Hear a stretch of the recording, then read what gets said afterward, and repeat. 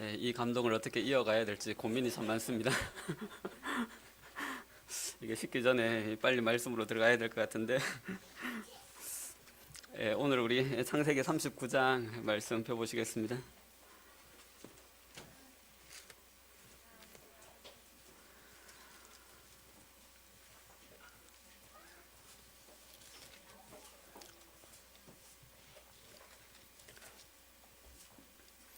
창세기 39장 7절에서 12절까지의 말씀을 한번 보시겠습니다.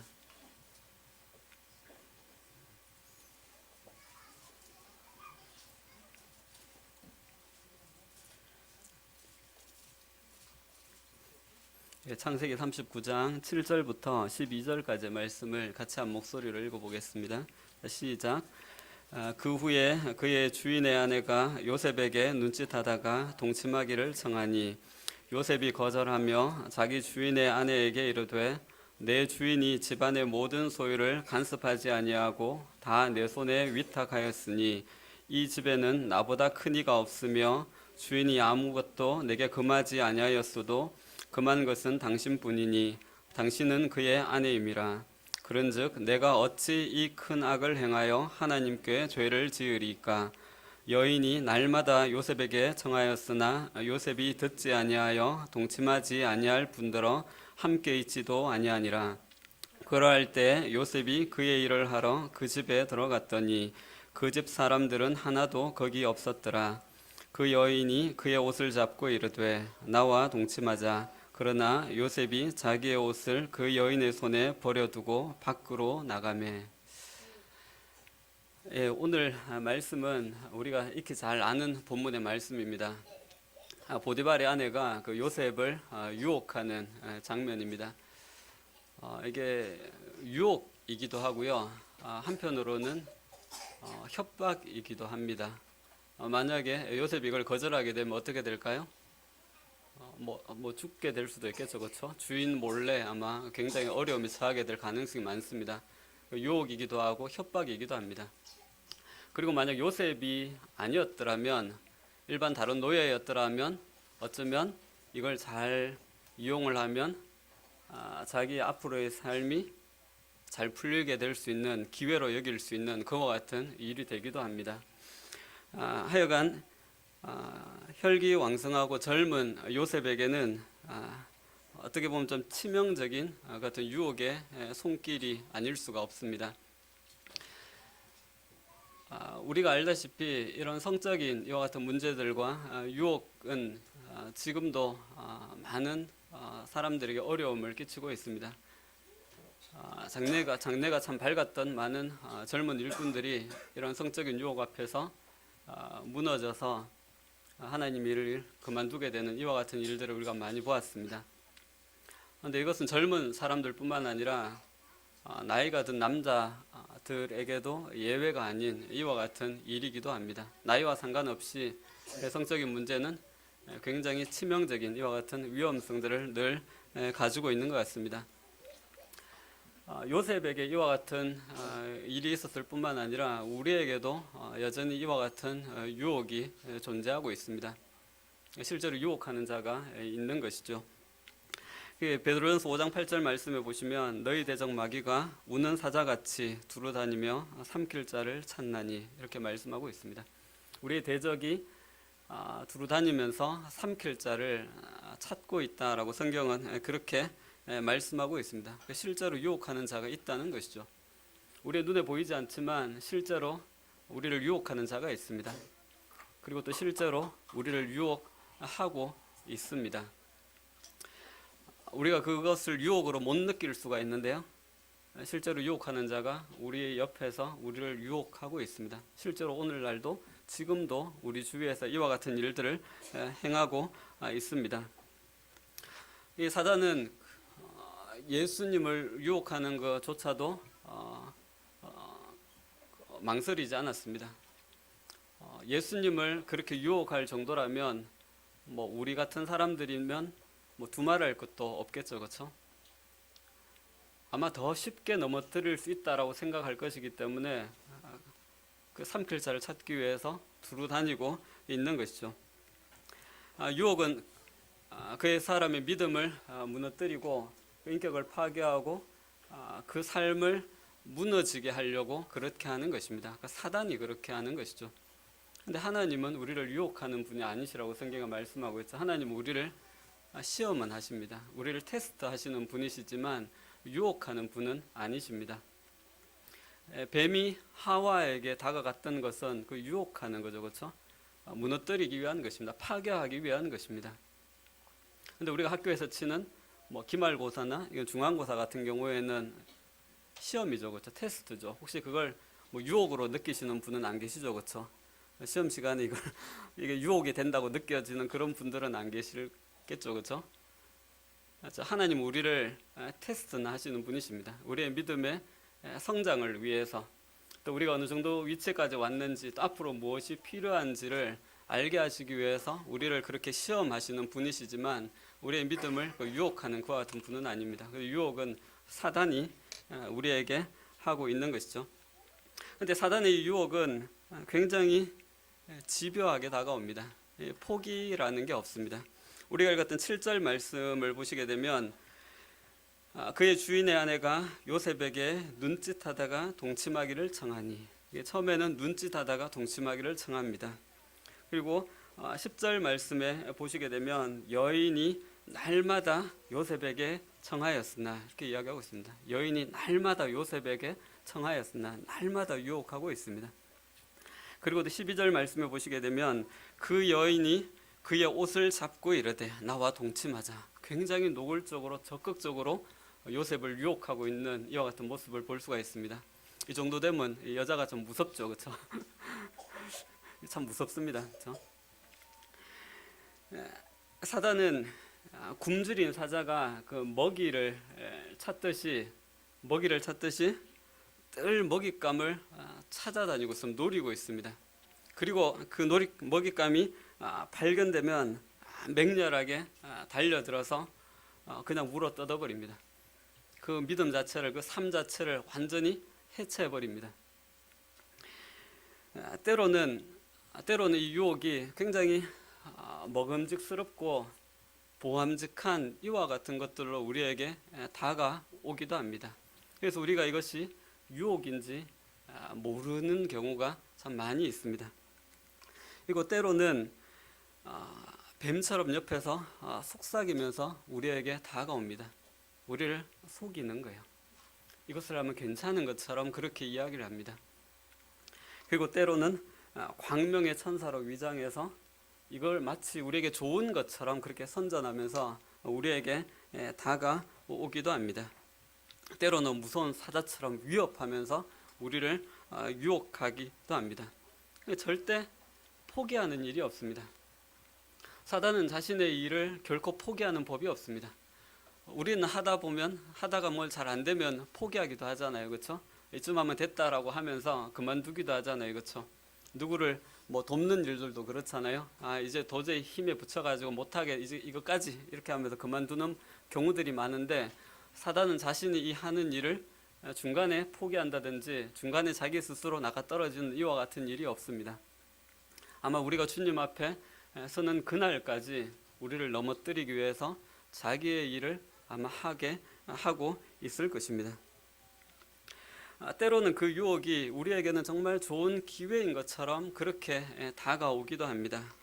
때로는 내 위치에서 또 내 자리에서 어쩔 수 없이 그것을 그냥 받아들여야 되는 것처럼 느껴지게 되는 이와 같은 일들도 있습니다. 그러나 그것을 덥석 물게 되면 누구 말처럼 완전히 코가 꿰이게 되는 이와 같은 일들이 생기게 되는 것이죠. 우리가 기억해야 될 것이 우리의 삶에 유혹하는 자가 있고 실제로 우리의 삶에 유혹을 하고 있다라는 사실들을 우리가 깊이 생각할 필요가 있습니다. 그런데 유혹은 이처럼 요셉에게 찾아온 그 유혹처럼 그 삶 자체를 한 방에 훅 하고 보내버리는 이와 같은 유혹도 있습니다. 한 방에 그냥 완전히 무너지게 만들어버리는 이와 같은 유혹도 있지만 작은 유혹들도 있을 수가 있습니다. 어떻게 보면 우리가 별로 대수롭지 않게 생각하는 이와 같은 작은 유혹들이 우리의 삶 가운데서는 오히려 더 많이 있을 수가 있습니다. 작은 속임과 작은 거짓말들을 하게 하는 것이죠. 어떻게 보면 좀 작은 이익을 위해서 작은 거짓말을 하게 만드는 이와 같은 경우들이 있습니다. 직장생활을 하다 보면 그런 경우들이 참 많이 있습니다. 그렇죠? 내가 하지 않는 것들을 뭐 어떨 때는 실적이나 아니면 주위에 있는 사람들이 다 그렇게 하고 있기 때문에 그냥 괜찮아, 다 하는 거야. 그거는 그냥 다 그냥 묵인돼 있는 거야. 사람들도 다 알고 있는 거기 때문에 크게 뭐 마음에 심각하게 생각할 필요 없어, 이렇게 우리 마음에 이야기합니다. 옆에서 소근소근거리면서 우리 이와 같은 것들을 하게 만듭니다. 또 우리는 때때로 집에서 그 엄마에게 그 순간을 모면하기 위해서 나도 모르게 얼떨결에 거짓말을 하게 되는 이와 같은 경우들이 있습니다. 이런 것들은 아주 작고 사소한 그와 같은 일들입니다. 별 부담을 느끼지 않으면서 우리가 쉽게 우리의 생활 가운데 하고 있는 그와 같은 일일 수가 있는 것이죠. 근데 문제는 무엇이냐면 이런 것들이 우리의 양심을 속이도록 하고 있다는 사실입니다. 우리의 양심을 속이게 만들고요. 또 이런 것들이 처음 한번 이것을 허용하게 되면 두 번, 세 번째는 별 마음에 부담이 없이 무덤덤하게 이와 같은 일들을 행하게 됩니다. 결국은 어떻게 될까요? 하나님의 얼굴을 피하게 되는 것이죠. 어떻게 보면 하나님께서 어떻게 보면 사단은 이처럼 사람들을 한 번만에 확 넘어뜨리는 이와 같은 경우들도 있지만 우리같이 일반적인 보통 사람들은 이와 같은 작은 유혹들을 계속해서 우리 가운데 하고 있는 그와 같은 모습이지 않을까라는 생각을 해보게 됩니다. 때로는 우리 옆에 서서 자꾸 자신을 돋보이고 싶고자 하는 이와 같은 마음들을 불러일으키는 경우가 있습니다. 이런 마음들도 우리 안에서 계속해서 사단이 옆에서 심어주는 것이죠. 사람들이 인정을 받고 싶어하는 이와 같은 마음들, 그리고 또 뭔가 내가 중요한 일을 하고 있는 것처럼 이렇게 생각하도록 만드는, 그리고 또 내가 뭔가 좀 괜찮은 사람인 것처럼 보여지게 만들고 싶은 이와 같은 유혹들, 사단이 계속해서 우리 마음에 아주 군부를 대듯이 계속해서 그런 마음들을 불러일으키고 있는 것이죠. 그때 우리가 기억해야 될 것이 무엇이냐면 유혹하는 자가 있다는 사실입니다. 우리 옆에, 그것도 아주 가까이에 우리를 유혹하고 무너뜨리고 넘어뜨리려고 하는, 파괴하려고 하는 이와 같은 자가 있다라는 사실을 기억할 필요가 있습니다. 유혹의 결과는 항상 우리의 양심을 무뎌지게 만듭니다. 그리고 또 항상 죄를 짓는 것으로 그 결과가 나타나게 됩니다. 그래서 하나님을 피하게 만들고요. 그리고 또 교회와 멀어지게 만드는 이와 같은 일들을 행하고 있는 것입니다. 사단이 얼마나 교묘하게 이와 같은 일들을 하고 있냐면 유혹으로 넘어진 사람들이 자신이 사단의 유혹으로 이렇게 넘어졌다, 이렇게 되었다라고 생각조차를 하지 않도록 만들어버립니다. 자기는 그냥 자기한테 문제가 있어가지고 아니면 다른 사람과의 문제가 있어서 지금 주님과 멀어져 있고 교회도 안 나오고 있지만 그렇게 생각을 합니다. 근데 실상 그 이면에는 사단이 그 마음을 유혹한 거예요. 그 사단이 얼마나 교묘하게 이와 같은 일들을 행하고 있는지 우리는 인지조차도 못하면서 그 유혹에 넘어가게 되는 이와 같은 경우들이 있는 것이죠.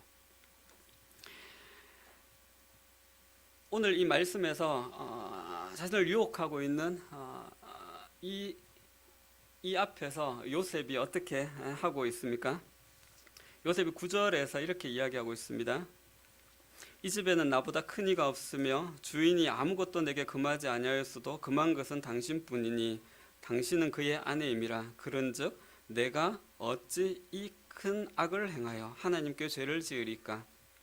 그런즉 내가 어찌 이 큰 악을 행하여, 이렇게 이야기하고 있습니다. 보디발의 아내가 자신을 유혹하는 것, 그 여인이 원하는 대로 하는 것에 대해서 요셉은 어떻게 이야기하고 있냐면 이것은 바로 이것을 이 큰 악이라고 그렇게 이야기를 하고 있습니다. 그것은 정말 악한 것이라고 이야기를 하고 있습니다. 요셉은 그 마음 중심에 분명한 기준을 가지고 있습니다. 요셉의 기준이 무엇일까요? 하나님이십니다. 하나님의 말씀을 요셉은 분명한 기준으로 그 마음에 가지고 있습니다. 그 당시에 귀부인들이나 아니면 재력가의 부인들 중에서는 이런 건강하고 젊은 이와 같은 노예를 자신의 어떤 성적인 욕구를 채우는 도구로 사용했다라는 그와 같은 자료들이 많이 있습니다. 실제로 보디발의 아내 입장에서 보게 되면 들키지만 아니면 이것은 악이라고 할 수가 없는 거예요. 자기뿐만 아니라 그 시대에 많은 그 여인들이 그와 같은 일들을 행하고 있었기 때문에 어쩌면 자기가 가진 힘일 수도 있고요. 그리고 또 노예들에 대해서 그렇게 충분히 할 수 있는 일이라고 생각할 수가 있는 것이죠. 그러나 요셉은 이것을 무엇이라고 이야기하고 있습니까? 요셉은 이것을 이 큰 악이라고 이야기하고 있습니다. 오늘날 하나님의 말씀은 악한 것이라고 이야기하는 많은 것들이 이 세상에서는 그렇지 않은 것이라고 이야기하는 경우들이 참 많이 있습니다. 하나님의 말씀에는 잘못된 것이라고 이야기하는데 이 세상의 사람들 그리고 또 이 세상의 가치관은 그것이 잘못된 것은 아니야 라고 그렇게 이야기하는 것들이 참 많이 있습니다. 동성연애 같은 경우에는 그런 경우죠. 성경은 이것을 큰 악이라고 그렇게 이야기합니다. 그런데 오늘 세상은 어떻게 이야기하죠? 성적 자기 결정권을 존중해야 된다고 이야기합니다. 그리고 마치 이 동성연애를 반대하는 사람들은 반인권적인 사람인 것처럼 그렇게 이야기를 합니다. 그리고 또 그 사람들에 대해서 안 좋게 이야기하는 사람들은 성소수자들의 인권을 무시하는 사람인 것처럼 그렇게 이야기합니다. 선거철 보시게 되면 이게 굉장히 중요한 이슈 중에 하나입니다. 그렇죠? 그 선거에 나온 주자들이 이와 같은 동성연애에 대해서 어떻게 생각하고 있는지에 대한 이야기를 어떻게 하는지에 대해서 그 입을 주목하고 있는 그와 같은 모습을 봅니다. 하나님의 말씀에서는 그것이 잘못된 것이고 악이라고 이야기하지만 이 세상은 그것을 악한 것이라고 이야기하지 않습니다. 자기의 권리와 또 자기의 그 결정을 존중해야 되는 것이라고 이렇게 이야기를 하고 있다는 사실입니다. 그래서 간통은 오늘날 더 이상 죄가 아닙니다. 악한 게 아니에요. 오늘날 특히 아침 드라마 같은 경우에 이런 이야기들 참 많습니다. 불륜과 관련된 이런 이야기들 얼마나 그 드라마나 아니면 영화에서 또 노래에서 얼마나 이게 그럴싸하고 아름답게 묘사하고 있는지 모릅니다. 사람들 마음속에 뭐 그럴 수도 있는 일이지 라고 그렇게 이야기합니다. 그래서 우리나라는 어떻게 돼요? 간통이 이제 죄가 아닙니다. 그렇게 되어버린 거예요. 그런데 하나님의 말씀은 우리에게 어떻게 이야기하고 있습니까? 모든 사람은 결혼을 귀히 여기고 침소를 더럽히지 말라라고 그렇게 말씀하고 있습니다. 하나님의 말씀은 그건 잘못된 거예요. 죄라고 이야기하고 있는 것입니다. 그런데 이 세상은 어떻게 이야기하고 있죠? 그건 죄가 아니라고 이야기하는 거예요. 그리고 또 혼전 순결은 어떻습니까? 혼전 순결은 오늘날 성경은 틀림없이 이 성을 결혼을 통해서 부부에게만 한정된 것으로 허용을 하고 있습니다. 그래서 하나님의 말씀에 보시게 되면 남자가 부모를 떠나 그의 아내와 합하여 이렇게 이야기하고 있습니다. 부모를 떠나서 그의 아내와 합하여, 다른 아내가 아니라 다른 여인이 아니라 그의 아내와 합하여 이렇게 이야기하고 있습니다. 부모를 떠나는 과정을 통해서 다른 그 하나님께서 주신 그 아내와 합하는 것이 성경에서 이야기하고 있는 가르침입니다. 그런데 오늘날 어떻게 젊은 사람들이 생각을 하고 있을까요? 오늘날 많은 젊은 사람들이 좋아하면 뭐 그럴 수도 있지 이렇게 이야기합니다. 사랑하는 것도 아니에요. 그냥 좋아하면 그럴 수도 있지라고 이야기하는 겁니다. 그리고 또 뭐 처음 만난 사람도 마음이 맞으면 그럴 수 있지 이렇게 이야기합니다. 작년 조사인 것 같았는데요. 대학생들의 85% 정도가 결혼할 약속한 사이라면, 아니면 서로 사랑하고 좋아하는 사이라면, 아니면 처음 만났다 할지라도 85%의 사람 청년들이 뭐 가능한 일이지 이렇게 생각을 하고 있습니다. 오늘날 세상은 이렇게 말하고 있는 거예요. 오늘날 세상은 그건 죄가 아니라고 이야기하고 있고 그것은 가능한 일이라고 이야기를 하고 있는 거예요. 그런데 하나님의 말씀은 우리에게 어떻게 이야기하고 있습니까? 아니야, 그것은 큰 악이야 라고 이야기하는 거예요. 그렇다면 우리가 어떻게 이야기해야 될까요? 성경에서 우리에게 이야기하고 있는 대로 이야기를 해야 하는 것이죠. 그렇죠? 성경이 악이라고 말하면 우리도 그것을 악이라고 이야기해야 하는 것이죠. 세상에 아무리 그것이 맞다고 생각하고 세상에 아무리 그것이 많은 사람들이 동의하고 동조하는 것이라 할지라도 하나님의 말씀이 아니다라고 이야기하는 것은 우리에게도 아닌 것이 되어야 하는 것이죠.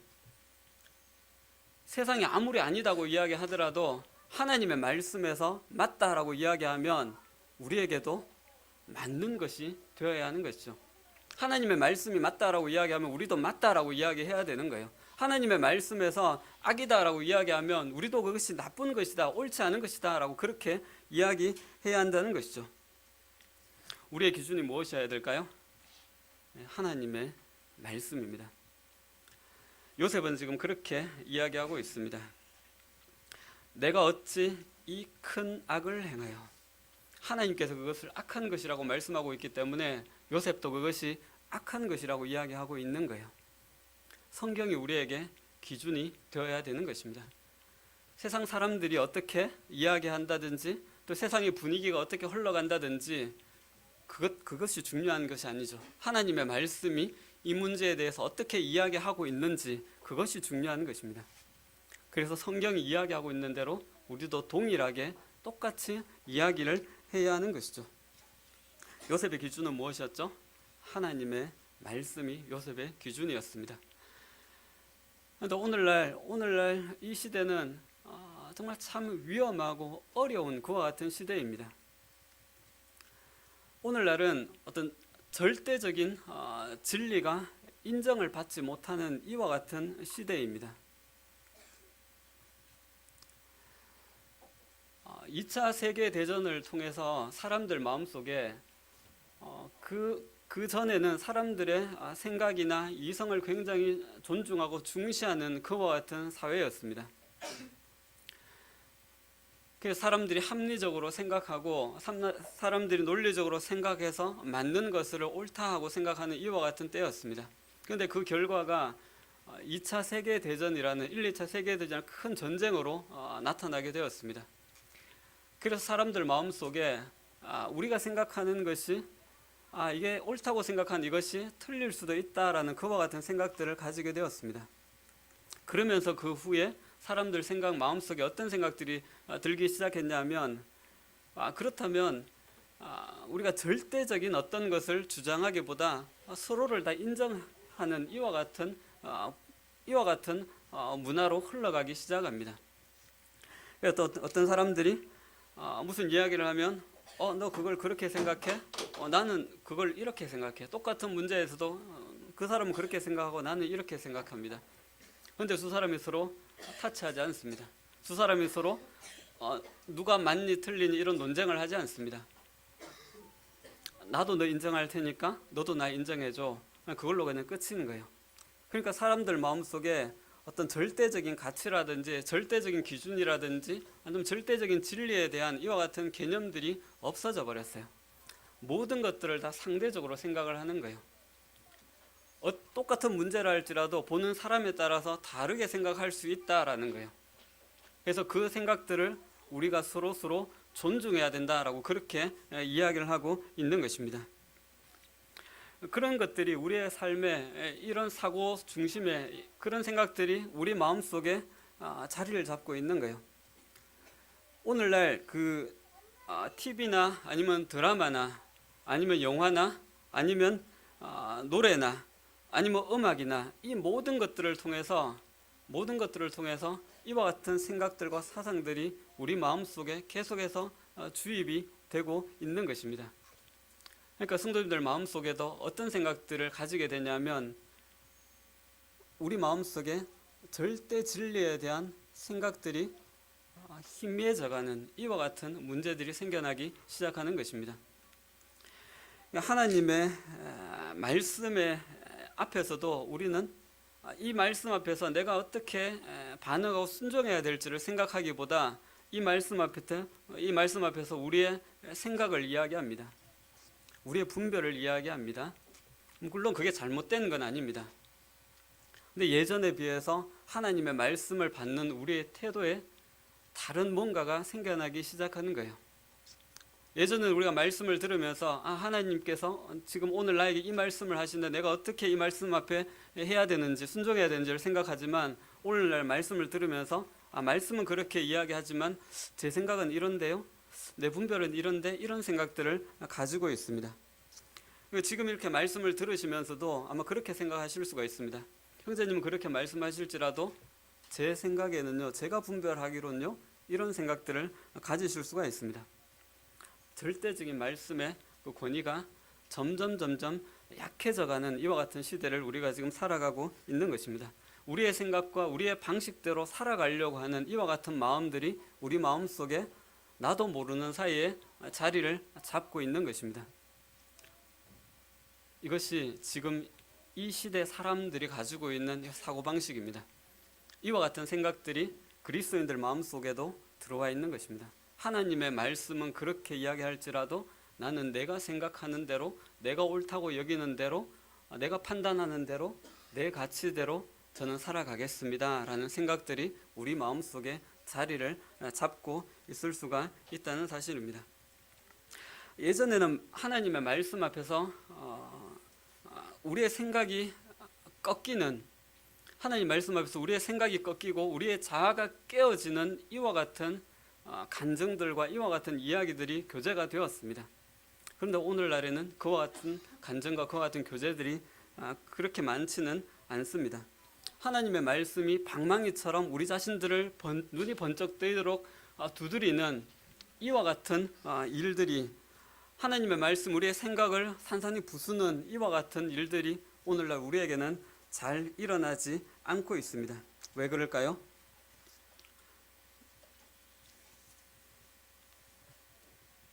우리도 우리 스스로 생각할 수 있는 사람들이라고 생각하기 때문에 그렇습니다.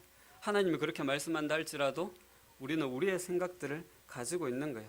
우리의 생각이 존중받아야 된다라고 생각을 하고 있는 것입니다. 우리가 가지고 있는 생각들이 우리가 잘못됐다든지 틀렸다라든지 이렇게 생각을 하지 않고 있는 것입니다.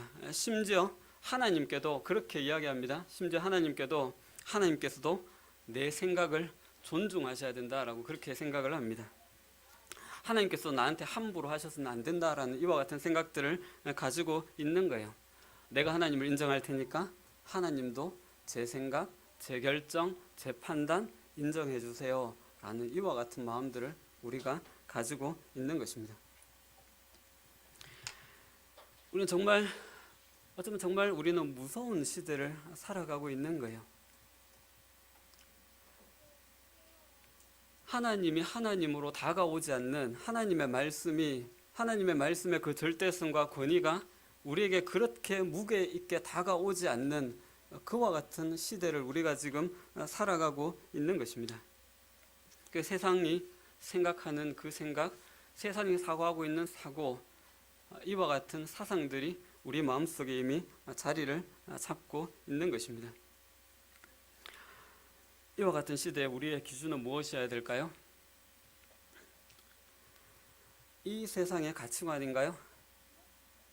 이 세상이 쫓고 있는 이와 같은 생각들인가요? 아니면 우리 자신들이 생각하는, 옳다고 생각하는 그것이 우리가 붙들어야 되는 그 같은 기준일까요?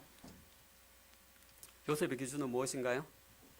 그 사회가 어떻게 하든 간에, 그 사람들이 어떻게 생각하든지 간에 하나님의 말씀이 큰 악이라고 말씀하시면 네 하나님 그것은 큰 악이 맞습니다 라고 그렇게 말하는 거예요.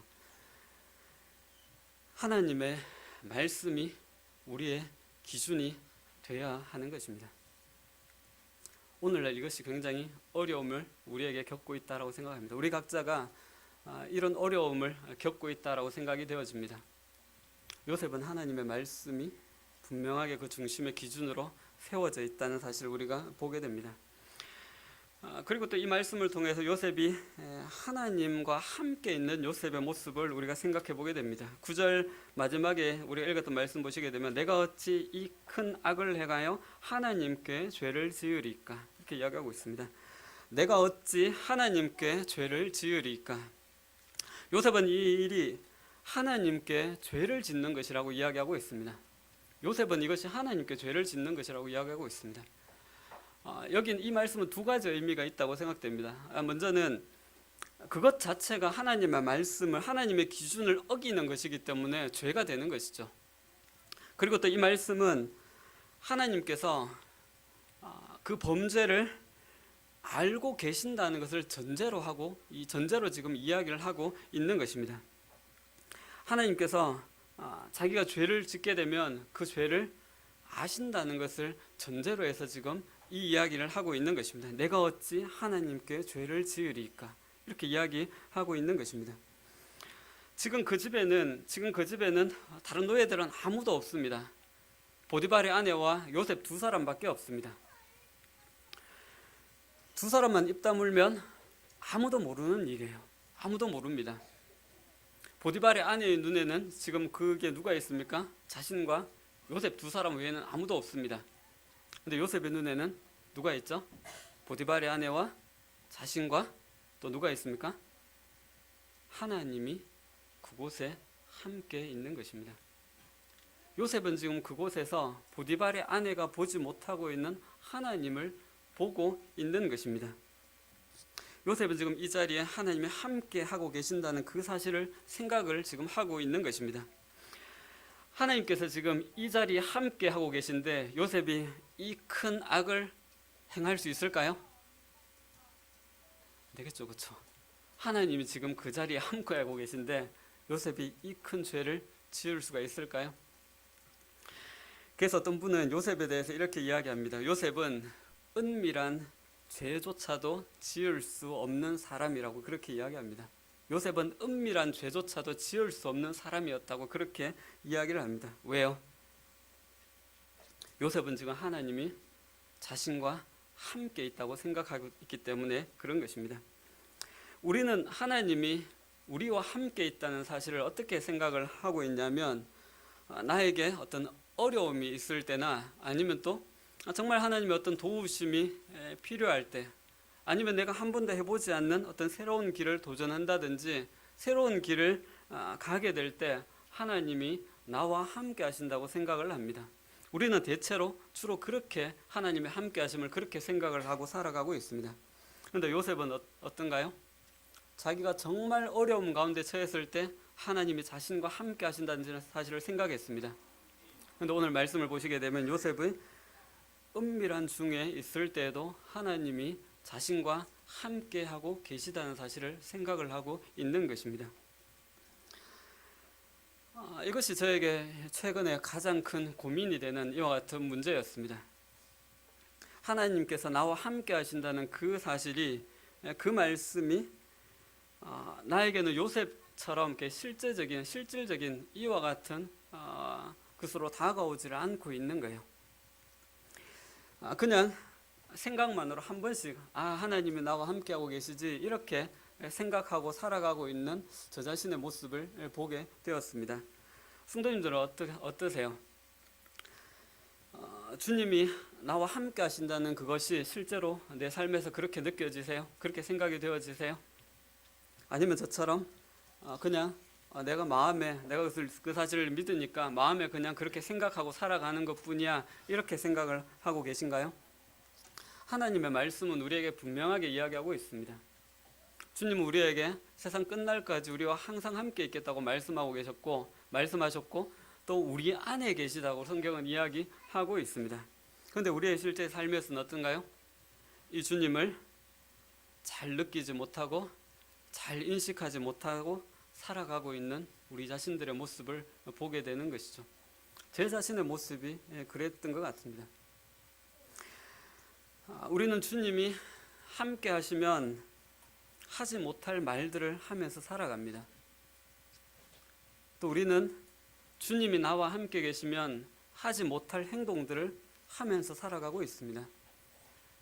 또 우리는 주님께서 함께 하시면 하지 못할 생각들을 하면서 살아가고 있습니다. 실제의 삶에서는 하나님이 함께하지 않으시는 것처럼 살아가면서 우리는 하나님이 나와 함께하고 계신다고 그렇게 이야기를 하고 있는 것입니다. 우리가 오늘 요셉에게서 보게 되는 것이 무엇인가요? 요셉은 정말 하나님의 도우심이 간절히 필요했던 그와 같은 때가 있었습니다. 그때 하나님께서 자신과 함께 하신다고 생각했을 뿐만 아니라 지금 보디발의 아내와 단 둘이 있는 은밀한 중에 있는 이때에도 요셉은 하나님이 지금 자신과 함께 하고 있다는 사실을 지금 생각을 하고 있는 것입니다. 사람들이 언제 죄를 짓게 되는지 아십니까? 사람들이 없는 곳에서 죄를 짓게 됩니다. 은밀한 곳에서, 아무도 안 보고 있는 그곳에서 죄를 짓게 됩니다. 웬만한 사람들은 사람들이 있는 곳에서 죄를 짓기가 쉽지가 않습니다. 학생들 집에서 엄마한테 소리 지르고 화내면서 그러잖아요, 그렇죠? 이 앞에 나와서 혹시 그렇게 할 수 있겠어요? 못할 겁니다, 아마. 그렇죠? 혹시 뭐 어제 저녁이나 오늘 아침에 나오시면서 혹시 부부간에 싸움하고 나오신 분 계세요? 이 앞에 나오셔서 마이크 들고 한번 2부 한번 해보시겠습니까? 잘 못합니다. 사람들이 보고 있기 때문에 그런 게요. 사람들이 있는 곳에서 우리는 죄 짓기가 쉽지가 않은 것입니다. 그래서 보통 사람들이 안 보는 곳, 그리고 또 아무도 없는 곳, CCTV가 없는 곳, 나 혼자 있을 때 은밀한 중에 우리가 하나님 앞에 죄를 짓게 되는 것입니다. 그리스도인들이 죄를 짓지 않기가 쉬울까요? 죄를 짓기가 쉬울까요? 질문 좀 어렵나요? 그리스도인들이 죄를 안 짓기가 어려울까요? 아니면 죄를 짓는 것이 어려울까요? 우리는 그렇게 생각을 합니다. 우리의 육신이 연약하다는 걸 우리가 알고 있고, 또 우리의 본성 자체가 우리를 가만히 내버려 두지 않기 때문에 죄를 짓지 않는 것이 정말 어렵다는 것을 우리의 경험을 통해서 알고 있습니다. 그래서 오죽했으면 이 정말 지긋지긋한 육신이라고 이렇게 이야기하지 않습니까? 죄를 짓지 않는 것이 정말 어려운 일입니다. 근데 다르게 생각을 해보시게 되면 그리스도인들이 죄를 짓지 않는 것이 어려운 것이 아니라 죄를 짓는 것이 정말 어려운 사람들이에요. 왜요? 하나님이 나와 함께 계시기 때문에 그런 거예요. 하나님이 나와 함께 계시다는 사실을 우리가 깊이 인식하게 되면 죄를 지으는 것이 정말 힘들어지는 그와 같은 사람들이 우리입니다. 우리의 생각을 좀 바꿔야 될 필요가 있다고 생각합니다. 결국 문제는 무엇이냐면 하나님의 함께 하심에 대한, 그 하나님의 임재하심에 대한 우리의 인식에, 우리의 생각에 문제가 있을 수가 있다는 생각을 하게 됩니다. 우리가 하나님에 대해서, 하나님이 우리와 함께 하신다는 그 사실들에 대해서 우리는 너무나 추상적인 개념들을 가지고 있는 것 같습니다. 너무 우리는 이것을 그냥 우리의 생각으로만 생각하고 있는 것 같습니다.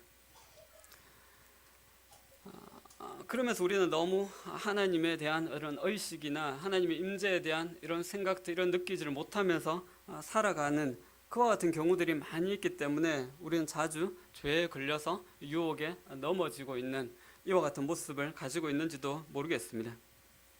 우리가 어떻게 이런 유혹과 죄로부터 우리 자신들을 지켜나갈 수가 있을까요? 이렇게 말하고 있는 저도 이건 굉장히 어려운 일입니다. 그렇죠?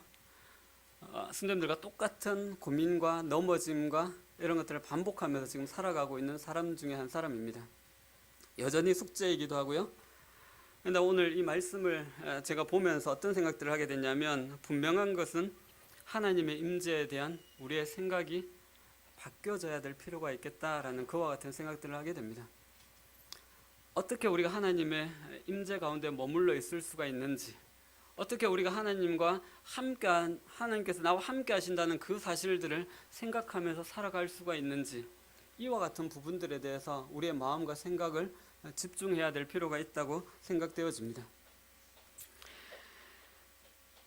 하나님은 우리가 도움이 필요할 때뿐만 아니라 나 혼자 있을 때, 엄밀한 중에 있을 때에도 하나님은 여전히 나와 함께하고 계시다는 그 사실들을 우리가 깊이 기억해야 될 필요가 있습니다.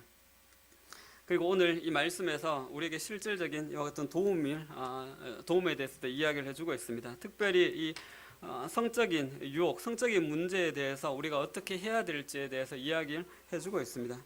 성적인 유혹 같은 경우에는 다른 시험과는 좀 많이 다른 것 같은 측면들이 있습니다. 이것은 우리가 부딪혀서 싸워서 이기는 이와 같은 문제가 아니라는 사실을 기억해야 될 필요가 있습니다. 요셉이 이것을 어떻게 이겨나가고 있죠? 그 자리에서 싸워서 이기지 않습니다. 그 자리를 피해버립니다. 성적인 유혹이나 성적인 문제들은 내가 그 자리에서 싸워서 이길 수 있는 문제가 아니라 피해서 이기는 것입니다. 그래서 12절에 보시면 요셉이 자기의 옷을 그 여인의 손에 버려두고 밖으로 나가매 이렇게 기록하고 있습니다. 그 자리에서 요셉이 엎드려가 하나님 앞에 도와달라고 기도하지 않습니다. 그 자리에 엎드려가지고 하나님 저를 지켜주세요 이렇게 기도하지 않습니다. 요셉이 어떻게 하고 있죠? 빨리 도망가고 있는 거예요. 성적인 유혹은 이와 같이 이기는 것입니다. 내가 그 자리에 있으면서 나를 도와주십시오, 나를 지켜주십시오 이렇게 기도하는 것이 아니라 그 자리를 피함으로 이길 수가 있게 되는 것입니다.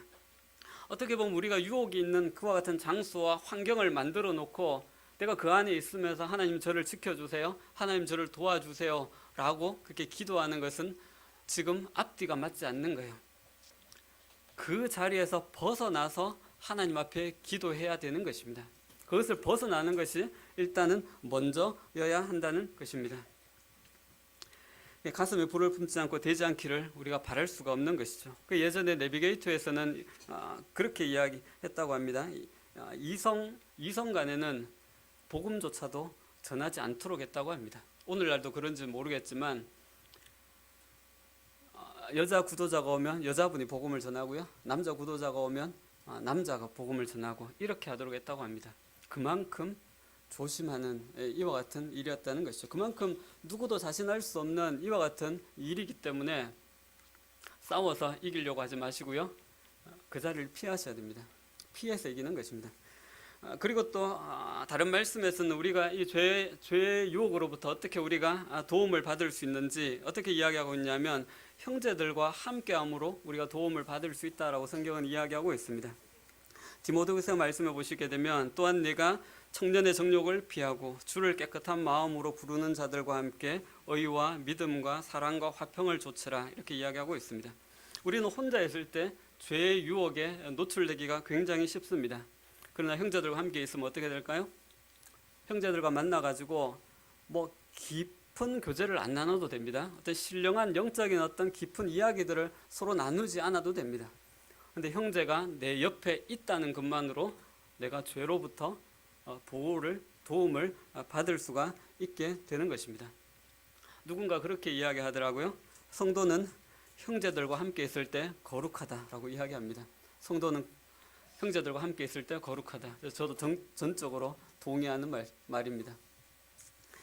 우리는 최소한 형제들과 함께 있을 때 죄를 짓지 않습니다. 지금도 이것은 죄를 이길 수 있는 유용한 방법입니다. 청년들은 혼자 있는 시간보다 형제들과 함께 있는 이와 같은 시간들을 통해서 죄의 유혹으로부터 우리 자신들을 지키고 보호할 수가 있는 것이죠. 집에 혼자 계시면서 뭐 하세요? TV 보시잖아요, 그렇죠? 시간 그냥 보내고 계시잖아요, 그렇죠? 어떤 분들은 게으름도 죄라고 이야기하고요, 시간을 허비하는 것도 죄라고 이야기합니다, 그렇죠? 혼자 있는 시간 우리 자신들 죄로부터 분리해서 우리 자신들 잘 지켜나가고 계신가요? 뭘 잘하시는 분들도 계실 것입니다. 그런데 형제들을 통해서 이와 같은 도움을 받을 수가 있는 것입니다. 그렇기 때문에 형제들이 모일 때 함께 모이는 것이 우리에게 참 중요하고 필요한 것이죠. 그리고 또 말씀에 우리가 하나님의 말씀을 가까이 해야 될 것에 대해서 이야기하고 있습니다. 청년이 무엇으로 그의 행실을 깨끗하게 하리까? 주의 말씀을 따라 삼갈 것이니라.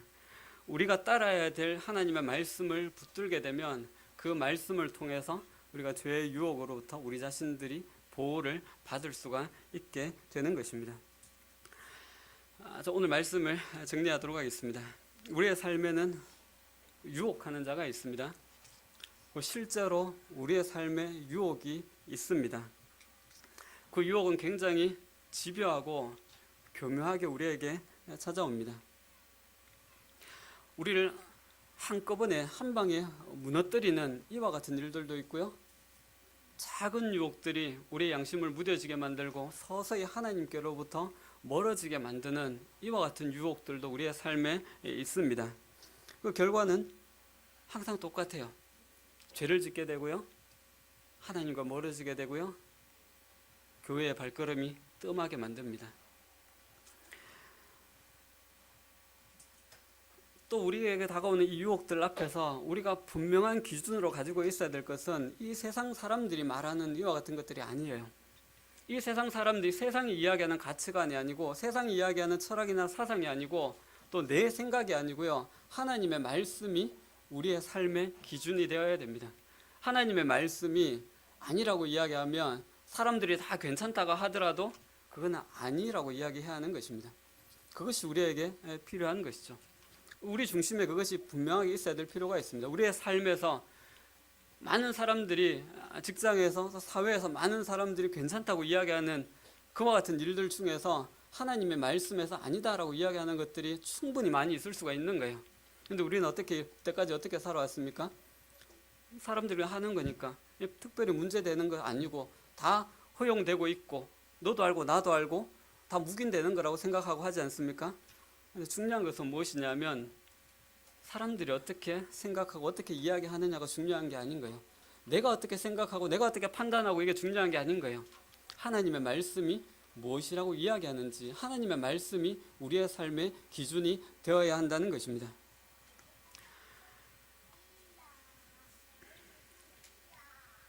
그리고 또 우리가 어떻게 죄의 유혹으로부터 이길 수가 있습니까? 어떻게 우리가 보호를 받을 수가 있죠? 하나님이 나와 함께 하신다는 그 사실에 대해서 우리가 집중을 해야 될 필요가 있습니다. 하나님의 임재하심에 대해서 우리가 깊이 생각해야 될 필요가 있습니다. 요셉은 은밀한 죄조차도 지을 수 없었던 사람이라고 이야기합니다. 왜요? 하나님이 요셉과 함께 하셨기 때문에 그러는 거예요. 하나님이 우리와 함께 하신다는 그 사실들을 우리가 매 순간마다 기억할 수 있다면 보호를 받을 수가 있게 될 것입니다. 그리고 또 성적인 문제들은 내가 싸워서 부딪혀서 그 자리에 있으면서 기도해서 이길 수 있는 이와 같은 성질의 문제가 아닙니다. 그것은 피해서 이기는 것입니다. 그리고 또 형제들과 함께하는 것이 지금도 우리가 죄를 이길 수 있는 유용한 방법입니다. 성경적인 방법이라고 생각합니다. 그렇기 때문에 혼자 계신 것보다 형제들과 함께하는 시간들을 자주자주 가지시기 바랍니다. 그것이 우리 자신들을 지키게 되는 거예요. 내 옆에 있는 형제 자매들도 보호를 받을 수 있게 되는 거예요. 그리고 하나님의 말씀이 우리 마음에 있을 때 우리가 따라야 될 말씀으로 우리가 붙들고 있을 때 그 말씀을 통해서 하나님이 우리를 보호하고 보호하실 수가 있는 것이죠. 우리 요셉의 이 말을 기억할 수 있으면 좋을 것 같습니다. 내가 어찌 이 큰 악을 행하여 하나님께 죄를 지으리까. 분명한 기준이 우리에게 있어야 되고요. 하나님의 함께 하심에 대한 분명한 믿음이 우리에게 필요하다고 생각됩니다. 우리 함께 기도하겠습니다.